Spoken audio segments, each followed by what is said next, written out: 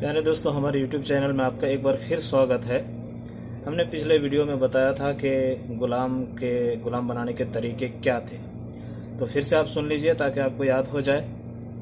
गुलाम बनाने के तरीके इस्लाम के आने से बहुत पहले से ये जो प्रथा है प्रचलित थी और इसके तरीके बहुत सारे थे। जैसे किसी को किडनैप करके दूसरे शहरों में बेच दिया जाता था और उसको गुलाम बना लिया जाता था, लोंडी बना ली जाती थी। आज हमारा टॉपिक चूंकि लोंडी है, इसलिए मैं लोंडी का ही शब्द बोलूंगा। इसी तरह डाकू किसी आबादी पर हमला करते वहां की नारियों को गिरफ्तार करके उन्हें लोंडी बना लेते थे। इसी तरह सरकार भी किसी महिला को या किसी नारी को अपराधी बना करके लोंडी बना सकता था। इसी तरह किसी महिला के ऊपर ऋण है तो उसको चुकाने में असमर्थ होने के कारण वो लोंडी बन जाती थी। इसी तरह कोई गुलाम है, बाप है, उसकी बच्ची होती है तो उस बच्ची को भी लोंडी घोषित कर दिया जाता है। इसी तरह गरीब जिसको खाना पानी देने के लिए जिसके पास कुछ ना हो तो वो अपनी बच्चियों को बेच देता था, तो इस तरह से उसकी बच्चियां लौंडी बन जाती थी। इसी तरह युद्ध जीतने पर विजेता वहां की नारियों और महिलाओं को लोंडी बना लेता था। इसी तरह किसी का वारिस अगर ना हो तो उस बच्ची को भी लोंडी बना लिया जाता था। ये सारे तरीके थे लोंडी बनाने के। इस्लाम जब आया तब ये कुप्रथा जो है प्रचलित थी पूरे विश्व में। तो अब इस तरह से ट्रीट करना है इस्लाम को कि जैसे कि उसने इस प्रथा को आविष्कार किया हो, ये बहुत ही गलत है और तारीख से अज्ञानता की दलील है। इस इतिहास का जो जानकार नहीं है वही ये सब बातें कर सकता है। ये सब प्रचलित था पूरी दुनिया में और इस्लाम ने आकर के इसमें नए नए नियम जोड़े। और ये जो ऊपर के हमने जो तरीके बयान किए हैं लौंडी बनाने के, उन सारे तरीकों पर इस्लाम ने प्रतिबंध लगा दिया। सिर्फ एक तरीका छोड़ा, वो है युद्ध के जरिए से जो कैदी बनकर आते हैं उनके साथ क्या किया जाए। इस पर विचार करने के लिए इस्लाम ने इसे छोड़ दिया, क्योंकि ये इंटरनेशनल मामला था। इस्लाम अपने स्टेट में कुछ करता तो स्टेट भर लागू रहता, पूरे विश्व में नहीं लागू रहता। और चूंकि ये तरीका जो युद्ध का जो ये है, उस युद्ध के रास्ते से जो लौंडी बन के आती थी जो लड़कियां, वो इंटरनेशनल मामला था। तो इसलिए आप इंटरनल मामले में अगरचे आप बहुत सारे सुधार कर लें, लेकिन ये चूंकि बाहरी देशों से इसका संबंध था इसलिए इतने जल्दी इसमें सुधार मुमकिन नहीं था। इसलिए इसको खुला छोड़ा इस्लाम ने। बाकी सारे तरीकों पर प्रतिबंध लगा दिया कि अब इन तरीकों को यूज करते हुए कोई किसी को लौंडी और गुलाम नहीं बना सकता।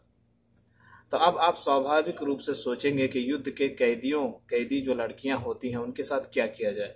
उनको अगर आप छोड़ देंगे तो वो बेसहारा होकर कहाँ कहाँ भटकती फिरेंगी।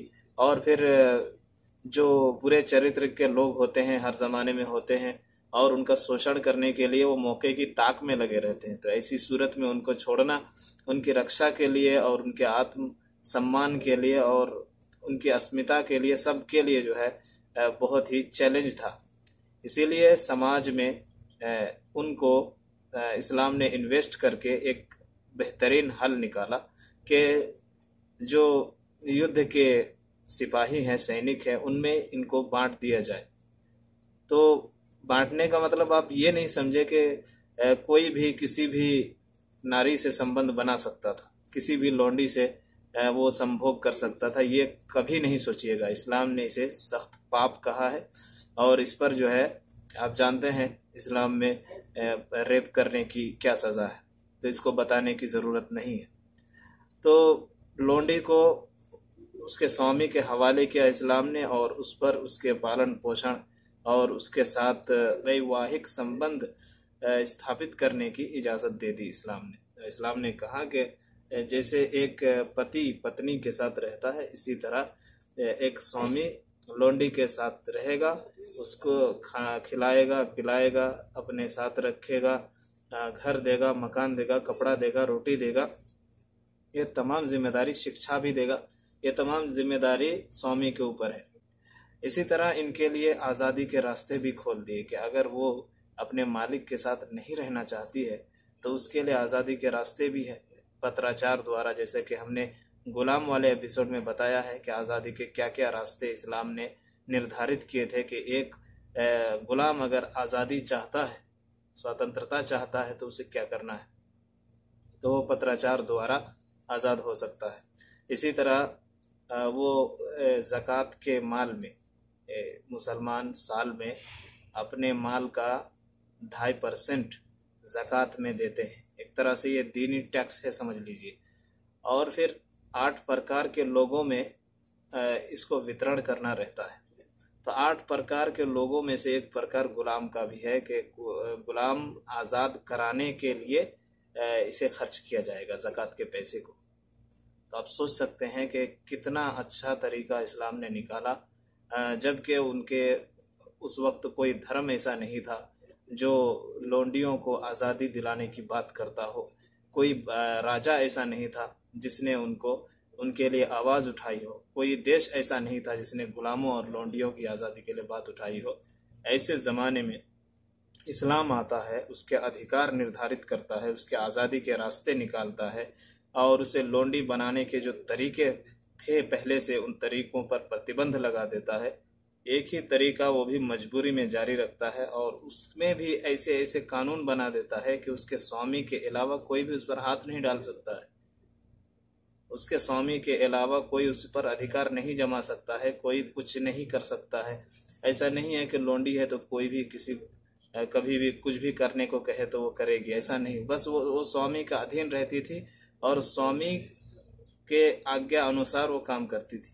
और स्वामी को भी इस बात की इजाज़त नहीं थी। कुरान में साफ साफ कहा गया है कि कोई स्वामी अगर किसी पर ज़बरदस्ती करे, जैसे कहे कि तुम फला आदमी के पास जाओ, वो आदमी हमको इतना रुपया दे रहा है, यानी वैश्या जैसा काम करो, तो ऐसा करे तो इस्लामिक कोर्ट में इसकी सख्त सज़ा है और काजी इसके लिए दंड देगा। तो ये सब कानून किसी भी धर्म ने पहले निर्धारित नहीं किया था और ना ही किसी राष्ट्र या किसी देश ने किया था, ना ही किसी राजा। इस्लाम ने सबसे पहले इनके अधिकारों की रक्षा की और उसी पर आज बोल रहे हैं। जो लोग भी बोल रहे हैं, मुझे पता है कि उनमें से 90% लोगों को इतिहास की जानकारी नहीं है कि उस समय लोंडियों की क्या स्थिति थी और इस्लाम ने आके किस तरह से उसमें क्रांति पैदा किया और उनके अधिकार दिलाए। जब वो पढ़ेगा तो मुझे यकीन है कि ज़रूर भी ज़रूर वो मुस्लिम शासकों की तारीफ किए बिना नहीं रह सकता। आज के लिए इतना ही। आप सबका धन्यवाद। लगे रहें, हम आपके साथ जुड़े रहेंगे। हमें अपनी दुआओं में याद रखें। शुक्रिया।